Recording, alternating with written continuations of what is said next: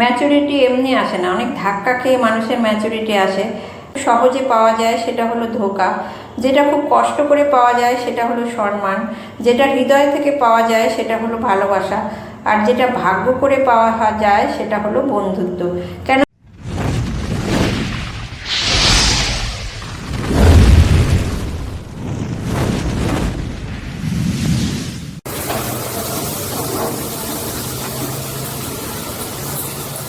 রান্না শুরু করে দিয়েছি, এখনো 8:30টাও বাজেনি। আজকে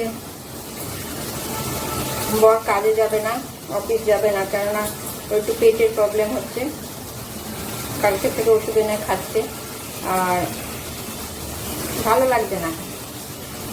তো ভুলেই গেছিলাম ইন্ট্রোটা দিতে। গুড মর্নিং বন্ধুরা, welcome back to my channel. আশা করি সবাই ভালো আছো, সুস্থ আছো, আনন্দে আছো।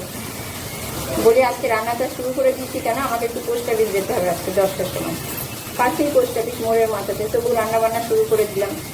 আর বড় কাজে যাবে না, সেরকম রান্নাও করবো না পেটের প্রবলেম বলে। আসলে ভালো লাগছে না কেন তোমাদের কাছে বলি, মাঝে মাঝে মনটা যেন কেমন হয়ে যায়। সব আছে, তার মধ্যেও যেন কেমন একটা ফাঁকা ফাঁকা একটা নিঃসঙ্গতা লাগে, নানান রকম টেনশন গ্রাস করে। বিশেষত সামান্য কিছু যদি পাশের মানুষের, কাছের মানুষের কিছু হয় না, আমি একটু টেনশন করি। সেই জায়গা থেকে না একটা শূন্যতা অনুভব করি, হতাশাগ্রস্ত হয়ে যাই। হয়তো আমার মতন অনেকেই হয়, তবে এক প্রেজেন্ট আমার হচ্ছে বলে তোমাদের কাছে শেয়ার করছি। এটা ভালো লাগছে না, ভিডিও করতে ভালো লাগছে, এত কথা বলতে ভালোবাসি, কথা বলতেও ইচ্ছা করছে না। কেমন যেন একটা এটা আমার মাঝে মাঝে হয়, কেমন একটা অজানা আশঙ্কা চেপে ধরেছে। কারোর কথা শুনতেও ভালো লাগছে না, নিজের কথা বলতেও ভালো লাগছে না, চুপচাপ মনে বসে থাকি। ভালো লাগছে না, অ্যাটলিস্ট ভালো লাগছে না একলা, সেটাই বলে যাচ্ছে আমি শুধু। তো চলো, সাংসারিক নিয়মে তো সব কিছু করতেই হবে, সমাজ, পরিবার, নিজেকে সব কিছু মানিয়ে চলতেই হবে। তো আজকে একটু তাড়াহুড়োর মধ্যে আছি, ওই জন্য বেশি কথা বললাম না। দেখি কখন কতদূর কী করতে পারি, কখন আসতে পারি। অবশ্যই আসবো, অবশ্যই তোমাদের সাথে কথা বলবো।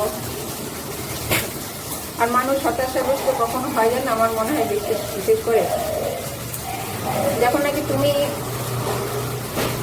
বিনা প্রয়োজনে, বলবো না, মানুষের প্রয়োজনের খাতেই মানুষের পড়ে, সেটা করার পরে যদি উল্টো ফিডব্যাক শুনতে হয় যে কেন করেছিলি, কেন করতে বলেছিলাম নাকি তোকে, এইসব শুনলে না তখন খুব খারাপ লাগে। আর বিশেষ করে আমার বাবা মা নেই তো, তখন বড় বাবা মায়ের কথা মনে হয়, দুঃখের কথাগুলো কোথায় বলবো, কার কাছে বলবো।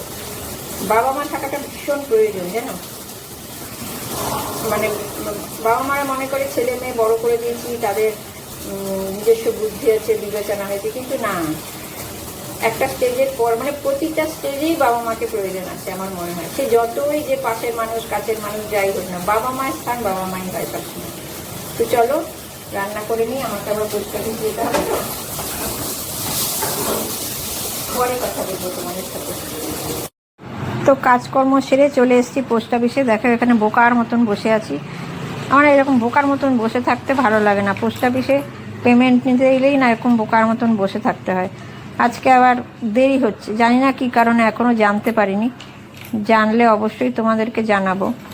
তো বসে বসে চারিদিক দেখছি আর ক্যামেরাটা অন করে রেখেছি। এমনিও মন মেজাজ ভালো লাগছে না, ওই যে বললাম কেমন জানি হতাশা হতাশা লাগছে। আর তোমাদের দাদার আমার বরের শরীরটা ভালো না দেখে এমনিও মনটা ভালো লাগছে না আমার। আর ওয়েদারটা পুরো বৃষ্টি বৃষ্টি। দেখো এবার ব্যাক ক্যামেরা করে তোমাদের দেখাচ্ছি, ফ্রন্ট ক্যামেরা করে দেখালাম। সব কাকু জেঠুরা দাঁড়িয়ে আছে, তাদের মাঝে আমি বসে আছি, আর ফোনটা সঙ্গী। এই যে আমার পাশের কাকুটাও দেখো ফোন ঘেটে যাচ্ছে। এটা হচ্ছে নীরব সঙ্গী। সত্যি তোমরা যেমন নীরব বন্ধু, আমার ফোনটা নীরব সঙ্গী।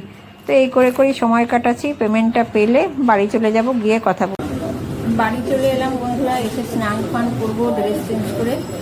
এখনও ড্রেস চেঞ্জ করিনি, আসতে একটু দেরি হলো, কারণ পোস্ট অফিসে টাকা ছিল না। টাকা এলো, তারপরে পেমেন্ট ক্লিয়ার করছে সবার। আমার 2 নম্বরে ছিল, আমার হয়ে গেল। এবার স্নান টান করে সব কাজকর্ম বলতে আমার এখন পুজোর ঘরটা মোছা আছে, ঠাকুরের ঘরটা মোছা আছে, সব করি। বড় এবারে দেখতে আমি এই জন্য ভাইয়ের রুমে এসে একটু ভিডিও করলাম। ও বেরোবে, বাইক নিয়ে একটু বেরোবে, তারপর বললাম এলার কাজ করি, চলো তোমার সঙ্গে একটু বাইকে করে ঘুরে আসি। তো যাবো কি যাবো, কারণ ও একটা প্রোগ্রাম দেখতে দেখতে দেখতে যেতে যেতে ও 12টা বেজে যাবে, আমার এখন 11টা পড়ে করি বুঝতে পারছি না। দেখি যদি যাই তো যাবো, নাহলে স্নান ফান করি ঘরের কাছে করবো। তো বন্ধুরা লাঞ্চ টাঞ্চ করে একটু ভাইয়ের রুমের জানলার ধারে বসে আছি, বৃষ্টি পড়ছে। আমার মনটা ভালো লাগছে না, এদিকে বৃষ্টি পড়ছে, ওয়েদারটা এরকম আরও ভালো লাগছে না। এরকম ওয়েদারের জন্য এমনিই কেমন লাগে, কাজকর্ম করতে ইচ্ছে করে না, মনটা খারাপ খারাপ লাগে, ভারাক্রান্ত লাগে। এমনি আমার ভালো লাগছে না, তার মধ্যে ওয়েদারটাও মনে হচ্ছে মন খারাপ হয়ে গেলো। বেশ দুদিন রোদ উঠেছিল, আর আমার আঙুলটার দেখো অবস্থা ভিতরে। এই আঙুলটা না হালকা একটু কেটে গেছিলো, তারপরে পোস্ট অফিসে চুপচাপ বসেছিলাম বোকার মতো, তখন এরকম করে একটা চামড়া ছিল, ওইটাকে আমি করে টেনে দিয়েছি, তখন ওখানে রক্তও বেরোলো। তো যে লং কুর্তিটা পরেছিলাম ওটা দিয়ে মুছলাম, তারপরে যা যন্ত্রণা করছে, আঙুলটা দেখো ফুলেও উঠেছে, দেখাতে পারছি ওখানটা ফুলেই উঠেছে। তারপরে আমার বড়গুলোকে বোরোলিন গরম করে দাও, তো ওর দিয়ে দিল। তো ডান হাতটা, এটা তো বাঁ হাতটা, বাঁ হাতে দিতে অসুবিধা হচ্ছে, তো চামচের মধ্যে একটু বোরোলিন রেখে গরম করে লাগালে জানি না কী হবে, ভীষণ যন্ত্রণা করছে। তারপরে আমরা কি বাবা রাত্রে বাসনগুলো মাজতে পারবো কিনা কি জানি, তারপরে ওগুলো রেখে দিল, মাজতে না পারলে আমি নিয়ে রেখে দিই, কারণ রাত্রে তো 3-4টে বাসন হবে, সকালে তো বেশি বাসন, এটা একটু সকালে কাজের ফাঁকে আর তখন চামড়াটা তুলে দিই, ওখানে চুপচাপ বসেছিলাম, আমার চামড়াটা টেনে তুলে দিই, এরকম করে টেনে দিই, প্রচণ্ড যন্ত্রণা করছে। একটুখানি সময় মানে বুড়ো আঙুলটা এখন আমাকে এমনি করে রাখতে হবে, ভালো লাগছে না। আমরা বড় দিনটা উঠে যাবে বলে বসে আছি, ভাইয়ের রুম থেকে রাস্তাটা একদম কাছে দেখা যায়, তো খুব ভালো লাগে। একটু পরে গিয়ে বরের রুমে শুয়ে পড়বো, বরের রুমে বলছি আমাদের রুমে শুয়ে পড়বো, বরের রুমে না মানে বর কম্পিউটারে কাজ করছে, ওখানে শুয়ে পড়বো। আবার ভাবছি ওখানে গিয়ে শোবো, একটু কথা বলবো, ডিস্টার্ব হবে, কী করবো তাই ভাবি, বেশিক্ষণ ভাববো না, ঘুমো পাচ্ছি, ভালো লাগে না। আর দেখবে মন টন ভালো না লাগবে না, কাজেও এনার্জি পাওয়া যায় না, কিছু করতেও ভালো লাগে না, কোনো কিছুই ভালো লাগে না, খুব আক্ষেপ লাগে একটা। কত মানুষকে আপন ভাবলাম, কিন্তু যাদেরকে আপন ভেবেছি তারাই এমন ব্যবহার করেছে না, তাদের সময় খুব আনন্দে থাকে, এগুলো ঘুরে ঘুরে আসে। একটা কথা, সব কথা তো সোশ্যাল মিডিয়ায় বলা যায় না, তবে একটা কথাই বলবো, মেয়েদের বিয়ের পরে হাজব্যান্ড যদি তোমার পাশের সঙ্গীটা যদি তোমার সহমর্মিতা হয়, এটা অনেক বড় পাওয়া। আমি সেই পাওয়াটা পেয়েছি, মানে যে কোনো ব্যাপারে আমার বর আমাকে প্রচণ্ড রকম সাপোর্ট করে, এটাই আমার কাছে বড় পাওয়া। যাই হোক, এসব এক একটা সাথে এসব ভেবে কী হবে, আবার মনের মধ্যে চলে আসে, মানুষের মন তো। চলো একটু ঘুমিয়ে নিই, পরে আবার আসবো।